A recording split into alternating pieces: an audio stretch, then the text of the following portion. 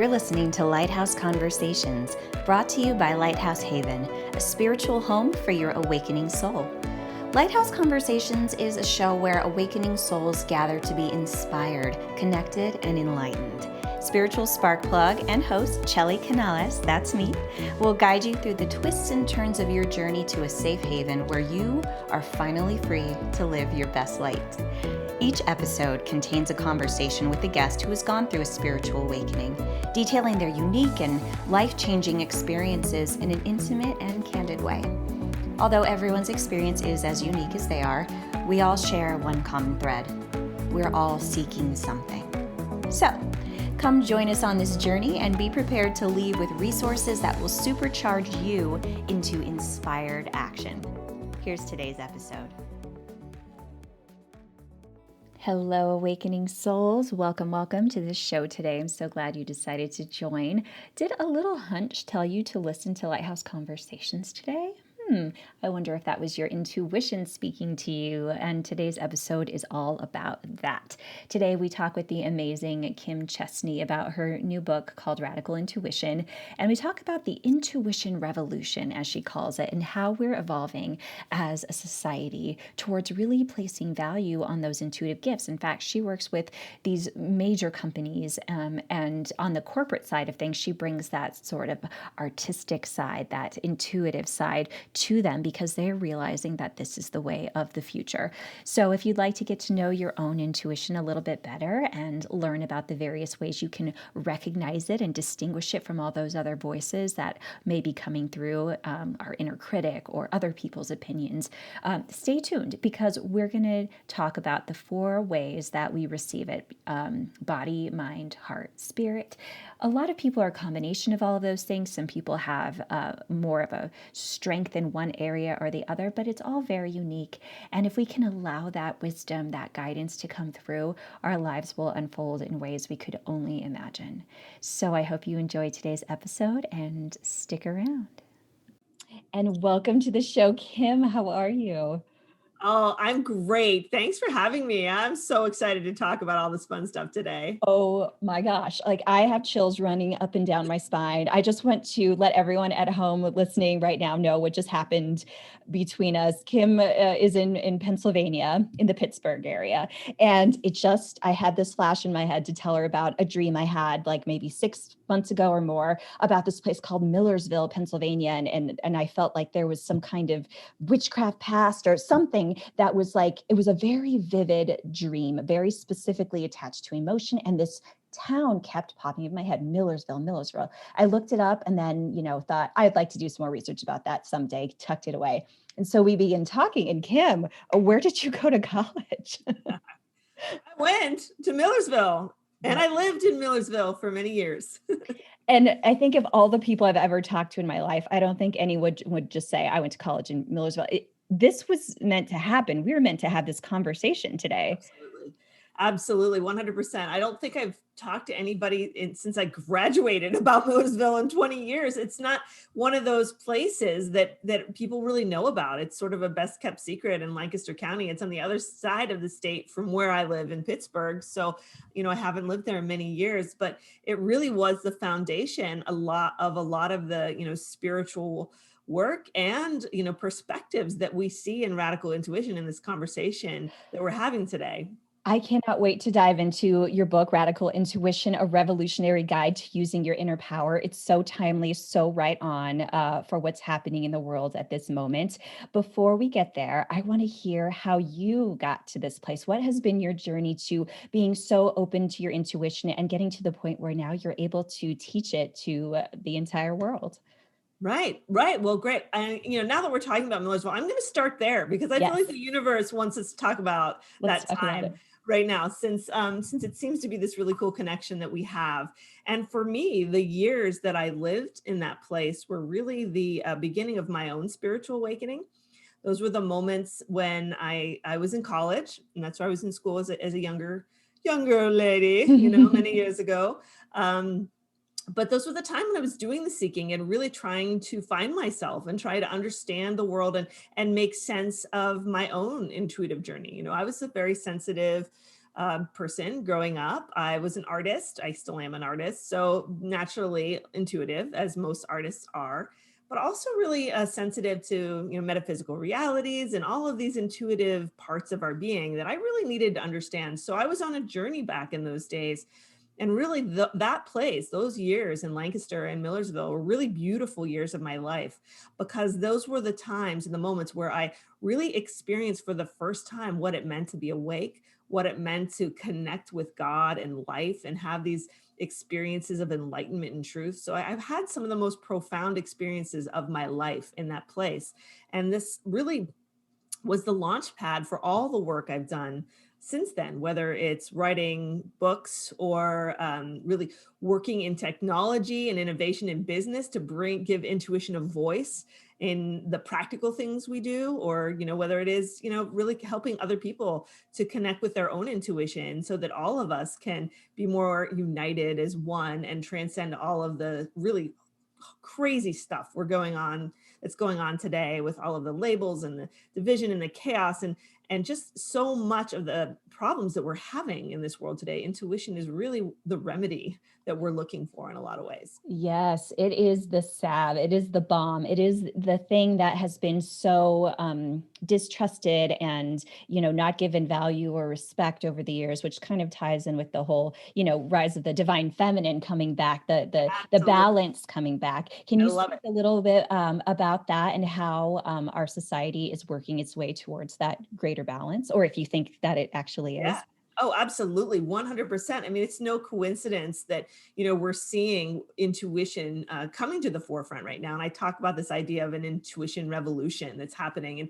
And really, that stemmed from my work. I worked in tech for almost 20 years. I worked with some of the biggest innovation companies on this planet, and starting to hear really smart people doing this kind of work talk about intuition and how important it was made me realize that this conversation is bigger than just a spiritual conversation. The spiritual conversation about intuition is the heart of intuition, there's no doubt about that. But there's more than just receiving intuition and this internal part of it. There's this external part where we have to follow our intuition, we have to act on our intuition, we have to create, we have to follow our inspiration and make an impact and serve other people. So all of this stuff that we're hearing right now about innovation and the rise of the feminine and the rise of the intuitive side of our nature really making a difference and a shift, it's no coincidence that it's all happening together, because we've spent decades, centuries developing one side of our mind, the masculine cause and effect thinking linear brain that we go to school for and get PhDs for and get really super smart.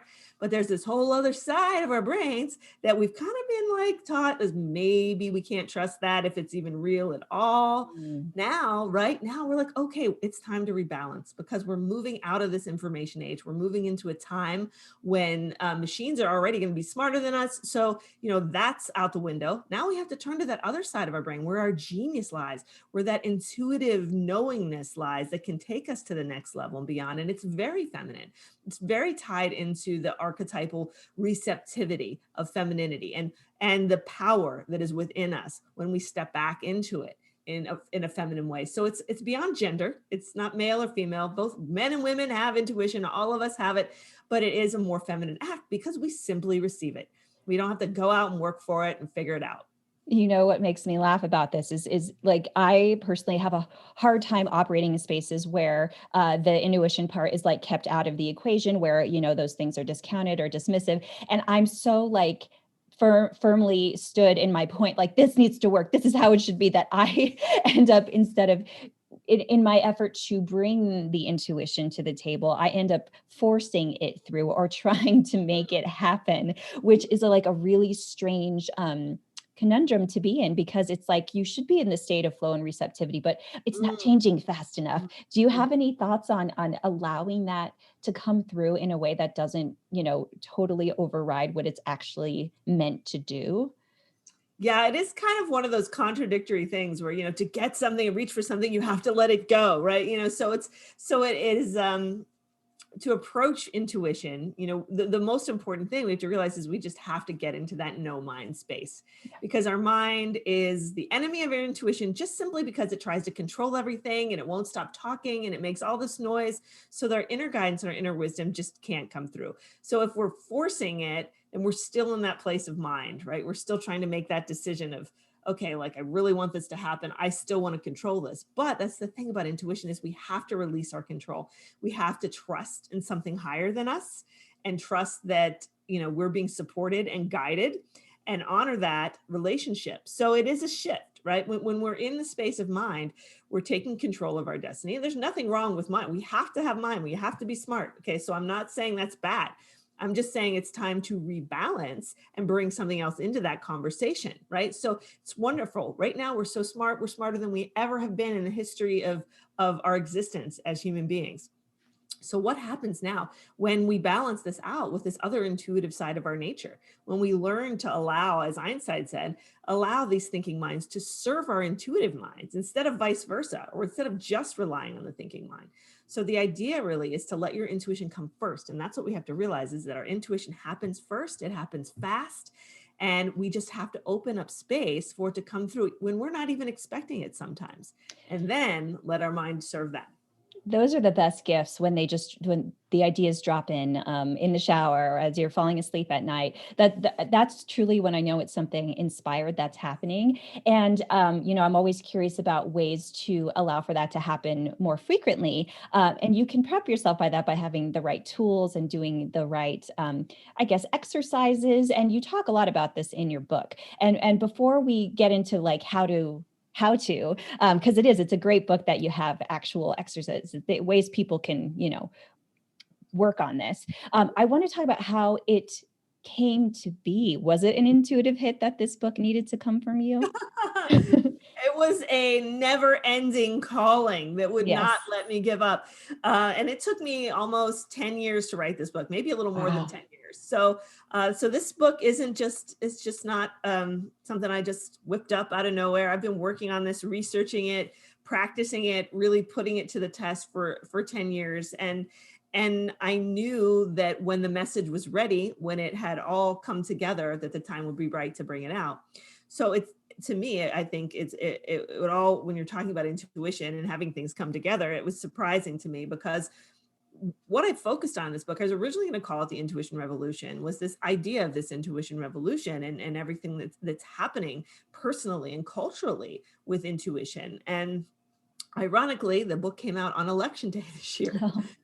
which could not have been more apropos for what we're talking about, because this is really talking about making this shift away from the illusions of the outside world, or the false information or the limited information of the mind and the world around us, and realigning with that truth within us and that wisdom within us. So it really was timely, and it was ripe in the moment. And so here we are, and here now we have this opportunity to read it and to really to take action in our life. And that's where it becomes radical, this idea of radical intuition, because we're talking about the change that comes with living this way, the change that comes with living true to ourselves instead of following other people, instead of listening to our conditioning, instead of doing what we think we're supposed to do or what the world expects of us. When we really choose to honor that truth above all, radical changes happen in our life. It's a shift, and it's a shift that's for the better for everyone ultimately. And it's also scary too, I have to say, because when you do jump off that cliff, which, I've experienced in the past couple of years, leaving an old, job behind, like just starting this whole new thing with wing and a prayer, but just a knowingness. And that can be uncharted territory that is frightening to live in, because there isn't like, this is the map, this is how it goes. You're just listening to you. And there's, self-doubt that can come from that. Like, how do I know this is the right thing? Do you have, a sort of advice for people who are going on this trail? And granted, more and more people are, there's going to hit a tipping point, soon, I think. But in the meantime, like insecurity about like, am I really listening to the right thing? Is this truly my real voice? The outside evidence doesn't show me that I should be doing things this way. Mhm.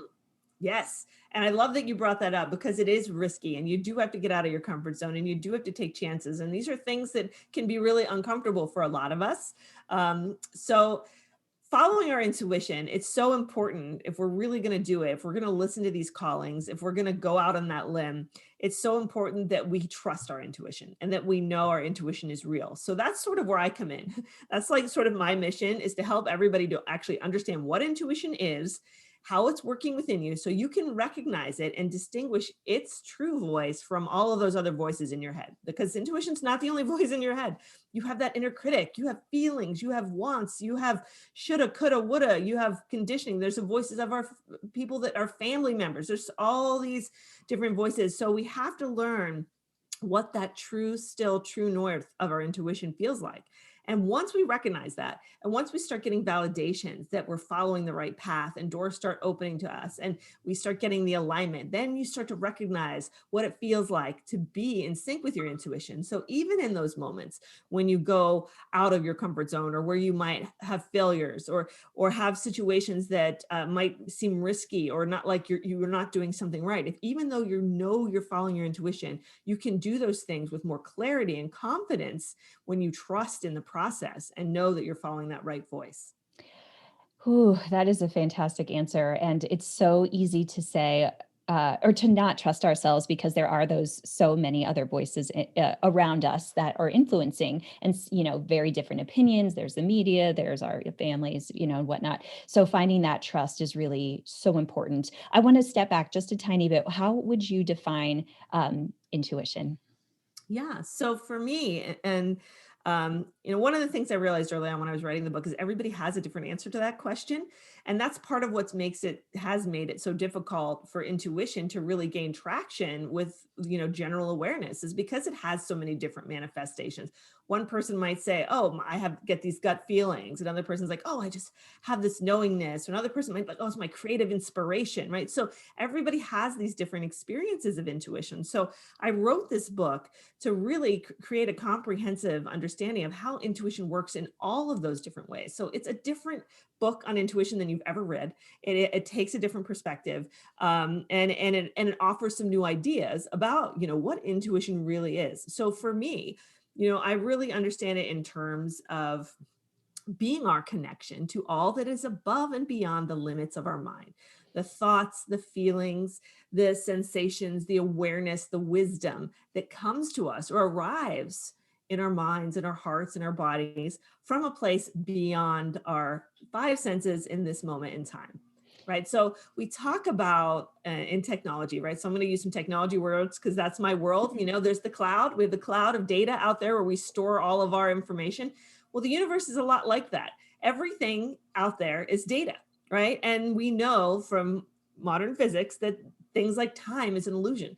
Everything that's out there has ever happened, will happen, is happening, is already out there in terms of data, right? So our intuition has the ability to download, to connect with that higher data, that wisdom that's out there in the whole world, in the universe, in a way that our little small individual minds don't.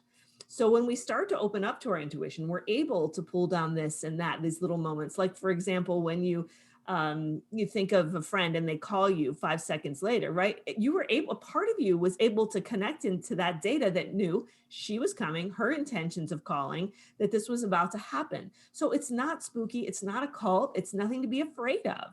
It's really just an expansion of our consciousness in a way that allows us to experience things in a higher way, in a more connected way. I love that cloud analogy. That makes a lot of sense. And this is us, tapping into our collective consciousness in a way that I don't think in previous, maybe generations, people understood we had that connection. And this also explains those wonderful phenomenons when people come up with the idea at the same time in different parts of Yes, the world. exactly. Yeah, just like it downloads, and it's all about being open and receptive and trusting, that Mhm. that is meant for you. So we receive hits, if you will, in different ways. You have four main types that you talk about in the book. Could you go through, maybe give us a little overview of each of those ways? And some of us, we receive in all of the ways. Some of it's more prominent in one way or the other, and that's all totally normal, right? That's just par for the Yeah. course. Yeah. Yeah, everybody has their own unique intuitive language, and that's why it's so difficult sometimes to teach intuition, because I can't just give you a textbook and say this is the way intuition works for everybody. It's not like a dream journal where you can say look this up and this is what it means, Mm. because our intuition is so personal and it works from our personal experience and our personal connection. So it's going to speak in our own unique language. But the good news is that when we get to know ourselves, we get to know our intuition. So if you want to start to develop your intuition, the best way to do that is to know yourself and to reconnect with that higher part of yourself and that higher truth within you. So when I was trying to, teach people how to do this and to teach people to recognize the way that their higher self was speaking to them every day, it's a relationship, right? So I look at you hear this term higher self. I don't feel like it's like a separate thing, right? It's just a part of us. It's a part of our being and our consciousness that we're not fully awakened to when we're in the state that most of us are as we walk around on the planet Earth. But we're able to open up to that energy in moments, right? And receive pieces of it, right? So when we open up to that and connect with our quote unquote higher self, this higher expanded part of our being, then we start to live a more intuitive life, a life more in tune to the big picture instead of our own little limited perspective. So I wanted to teach a way for everyone to start understanding how their intuition was speaking to them uniquely. And so I really was inspired a lot by Carl Jung. You talked about the collective unconscious. I think it's a collective superconscious when it comes Mm, to intuition. I don't think that intuition is unconscious at all. I think I it's the see that. highest consciousness, That right? makes sense. Yeah. So talking about collective super consciousness, I was very inspired by Jung's work with the four cognitive functions and Myers-Briggs, all the stuff that you might have seen out there in that regard, but really boiling it down to those four main elements of body, mind, heart, and spirit. Those are the ways, those four aspects of our human being are the way that we receive information from the outside world and process it. So also they're the way that we receive information from the inside world. So when we look at it that way, that we can experience those things intuitively in the same ways, we think about, for example, our bodies. Our body speaks to us every day intuitively, right? We can be intuitively drawn to certain foods that have nutrients that are good for us. We can have gut feelings about situations that we need to act or move or do things. How we exercise, how we eat, all of those things, our bodies talk to us every day. And then in terms of our mind, right? Making decisions with our intuition, that's so important. Our inner guidance, our inner wisdom. What am I going to do with my life? Am I going to be with this person? Am I going to take that job? Allowing our intuition to have a voice and to guide us during those things is so important. And then we talk about the heart, right? Intuition in the heart. And it's not about our feelings or our romantic notions. It's about how we're moved. It's intuition is not emotional, it's emotive. So Mm. our intuition of the heart calls us. It's our passion, it's our drive, it's what comes alive inside us when we want to serve or make the world better or make a positive impact. So it's really about transformation and growth. And it's also the sort of archetype of the artist and the creator who's out there, creating in the world and changing the world. And then the fourth type, intuition of the spirit. And that's that beautiful traditional kind of intuition where we are able to intuitively connect with our true nature and God and the universe and all that is out there metaphysically beyond the limitations and the boundaries of, three-dimensional, four-dimensional life. You put that in terms that are so easy to understand. You take this kind of grand concept that's just like, like you said, defined in so many different ways by different people. When you put it into these categories, I think everyone can relate in some way to something you said, like, yes, that gut feeling, that those chills on my back. Oh, I don't know how I knew it, but I knew it. And you talk about these different types throughout the book. I have to say, in the quiz, every single one, I was like 1 point away from the other one. So I'm like, man, I've got a lot of studying to do because I got to sharpen up all of these skills here, which is great because it's so nice to know that we all have different ways of receiving the information. What's your best plan for going through this book and integrating it into your own life? Yeah, and that's a great question because it's really a flexible book. It's not a book like you have to read it chapter by chapter or you can't read the rest of it. You can pick it up, you can put it down, you could go through a section at a time. I really just recommend, first of all, just reading the first group of chapters, maybe the first 4 or 5 chapters, just in the beginning, because that's an overview and really gives you the sort of broad brush philosophy about this new reimagined idea of intuition that's really going to be a part of our nature moving forward. There's no doubt in my mind that intuition is going to be a big word, big part of the conversation in this decades to come. It's going to be very much tied into innovation and our transformation as a species as we evolve and grow. So really reading the beginning just gives you an understanding of the theories behind intuition and its real impact in your life and in the world coming up. But then beyond that, we have a series of workshops for the different types of intuition to help listen to your body better or get that inner guidance moving or open up to that creative intuition. So then you can go through and do any of those different workshops at any time. If you're having, writer's block or a creative block, then you can go and do the module for creative intuition, and there's practices in there so we can actually start doing it. It's not just a reading book, it's a doing book. So I want you guys to experience it for yourself. That's like my biggest mission with this book. Don't take it from me. I want you to go out there and I want you to experience it for yourself, because until you do, you're never going to really understand it or get behind it 100% until you personally have felt its magic. And then once you do, you're like, whoa, life is not the same. It is not the same. It's like the rug pulled out from under you, but in a good way, Yes. where you're suddenly experiencing life in a different context than you ever had before. And that is so powerful. And one of the major shifts that I'm seeing is, with work like yours coming out, the transference of, you must trust the institution. You must know that this is the only way to achieve connection with higher self is through someone else. This is bringing it back to that self-trust. And, that's a powerful thing, because, for years in the past, certain institutions have been created in a way so that in order to keep, the peace, or to keep some kind of control over society or something, it worked really well to have people all go through someone else in order to have that connection. Whereas Yes. this is very much about, no, you have everything you need. That's Mm-hmm. empowering.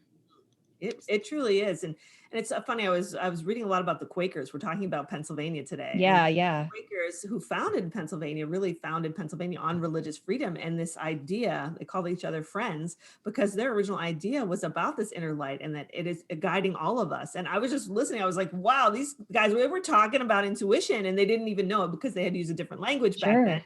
Sure. But it was all about intuition. And it really made me stop and take pause, because that was they were getting kicked out of their country because they said that, right? That was an idea back then that could get you dead, like Right. saying that this was within me. It was such a revolutionary idea in those years. And so we're still sort of fighting that battle to a degree. We're still trying to fight that battle, because I think part of the problem is there's so much power there that, if when we do step into that, and when people really have that public acceptance that this is real, then it really will empower us in ways that can be threatening to authoritative systems and, systems of control. So there's a real essence of reclaiming our freedom in that regards, and our sovereignty.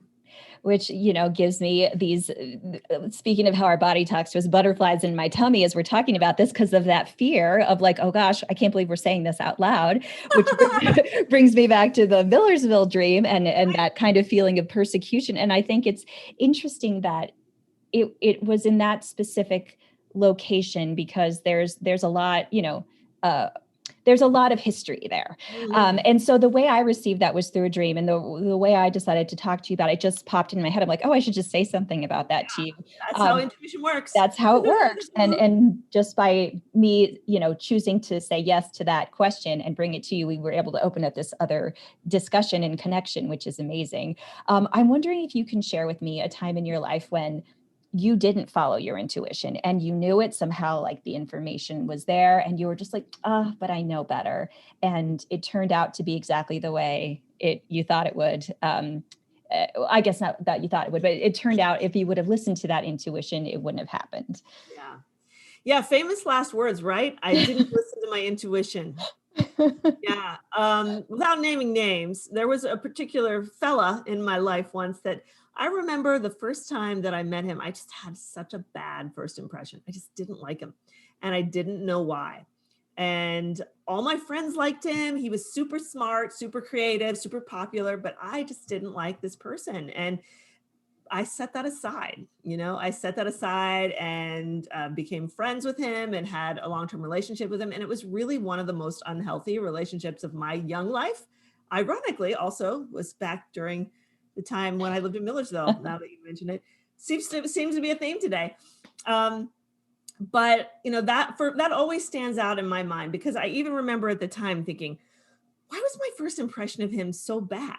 Because he didn't do anything bad. He was perfectly nice. It was just this idea that I just felt like there was a dissonance there. There was a red flag. There was a warning for me. But even though all of the information added up to something that was perfectly great, but there was a part of me that knew that connection was going to be challenging or wasn't going to be in my best interest ultimately.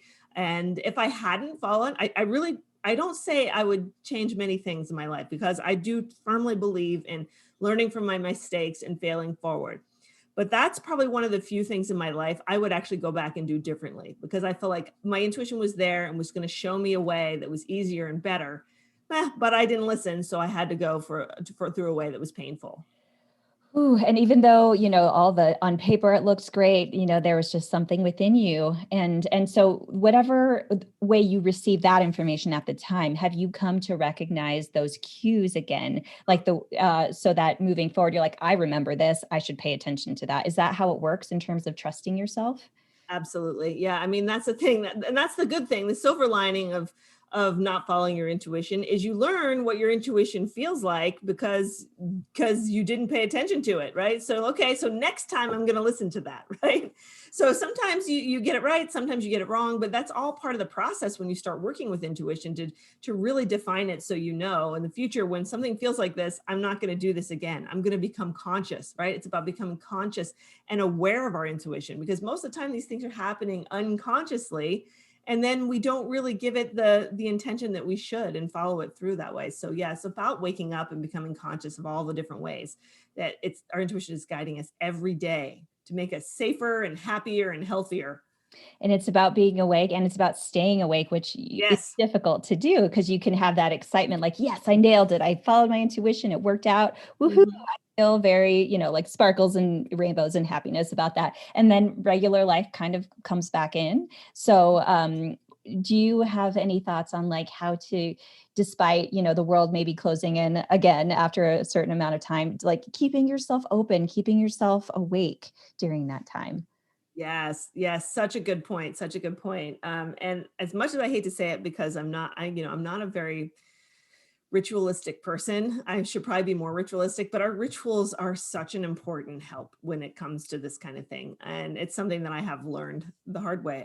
Because if, life can carry you away, life can lull you back to sleep. You can get so distracted by all the many things that are going to pull you in a million directions in your life. But having rituals like every morning doing a meditation practice or an insight practice or an intuition practice, just going for a walk every day, spending time with yourself, creating a ritual for you that keeps you connected with yourself, keeps you connected to that core aliveness within you, right? Just doing that every day is so important so that when those other things come to pull you off your center, that you still have that connection that draws you back every day and says, no, this is my space. This is me. This is my authentic reality. And I'm not going to let these illusions and these threats from the mind-made world, carry me away. So it is something we have to stay vigilant every day.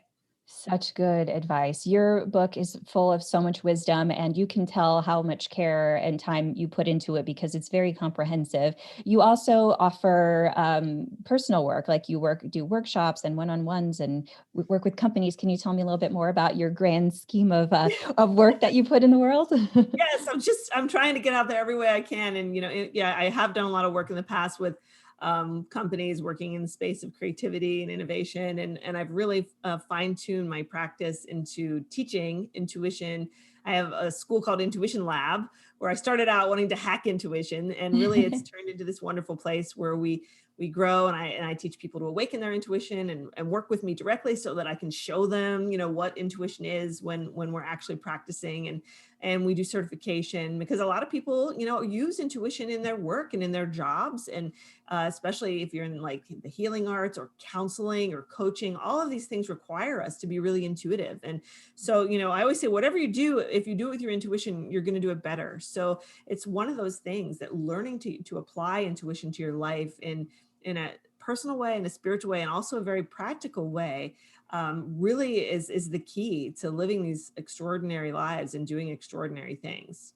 And I think the key to the future in general is exactly this. I think years from now, we're going to see that companies are integrating this just as much as like a physical health wellness plan, where you have health insurance and we're paying for your gym membership. And we're going to allow space for you to have a meditation room. And, Exactly. this is the future. Wellness is the future of the workplace, in my opinion. And that includes allowing for space for this to happen. And it also has to come from the people in charge, right? Being in agreement that this is important. And in my opinion, that will only increase revenue, that will decrease sick days, keep people in their jobs. And I just think that it's strange that there's resistance to it. What is the number one bit of resistance you run into when you're presenting this to companies? So one thing I figured out early on when I started to do this work, it was probably about 15 years ago when I started to get into it in the technology space. And for me, it really started at this intersection between boiled down to applied intuition with art and technology. Okay, so that was the original right brain and left brain, right? So I'm working and I work for a technology council. So I worked with technology companies, and part of the work I was doing there was really to integrate the arts and creativity and innovation and all of that into it. And I was supported by Carnegie Mellon University. I got like hundreds of thousands of dollars worth of grants to do this work. The really smart people knew that this was the sweet spot, that there was magic here. This is something that was really important and at the leading edge of what was actually happening in our economic world and our culture. So I started working there, and that's when the hate mail started to come from, I think, mostly from the people who are still in this polarized place, right? So I'm working at this intersection of creativity and technology. So there's some polarized people with creativity that still think that like technology and all that stuff, it was the devil. And then we have all the people over here who are technologists and are still in that polarized place, who thinks that artists are weirdos. And you know what I mean? So it really became this sort of, these two sort of archetypal responses to intuition, and that merging of intuition in the mind, and this kind of fusion thinking that's driving the future, right? And we see a lot of fusion thinking when you look at futurists and people like Ray Kurzweil and Malcolm Gladwell and all these people who are talking about, merging these two sides of our brain. And I think it's carrying out now in this work with the stuff I'm seeing with this book, because we still have a polarization.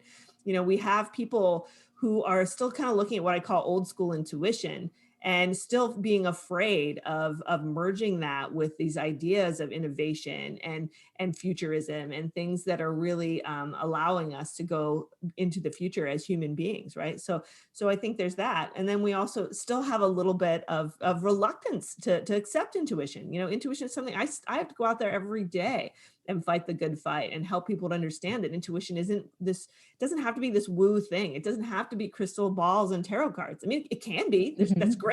I have no problem with that, but it doesn't have to be. If that's not your thing, there's so many ways to use intuition that everyone can plug into it and use it, regardless of, what your disposition is in life. So I've realized that bringing people together can be difficult, because you're always going to have some people that are set in their ways. So having people being set in their ways, I think, is the short answer to that question, as I think that there's still some resistance from some people who don't want to change and like it the way it was. So that's what I'm working against. I'm so sorry that you would receive hate mail for something that's just trying to improve society and culture and individual lives. And I just, want to encourage you to keep doing what you're doing, because I know it's hard when you're being attacked for something so personal, something that is so deep in your heart. And, it's an unconscious response, I think, by people who are knee-jerk reaction and not tied to their own intuition about this kind of thing. So please keep doing what you're doing. We need you. Your work is vital. And I see this, only growing in importance and relevance. And it's, the sky's the limit for you. Oh, thank you. I appreciate that. It's always good to get that positive feedback and support, because I do know, in my heart how, helpful this is for people, and Yes. how important it is. And that's what keeps, me getting up every morning and continuing to do this, even when there are people out there who don't get it. But the idea is that, we just put it out there, and the seeds will fall where they're meant to land. And it's just my honor and privilege to be able to be throwing some of those out there. Well, that's a good note to end on. Thank you for that. It's such a pleasure talking to you, and I wish you so much success with this book and everything moving forward, Kim. Thank you so much. This is so fun talking with you today. Thank you. You too.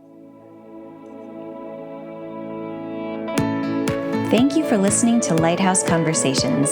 If this show resonates with you, it would mean so much to have you rate, review, and share.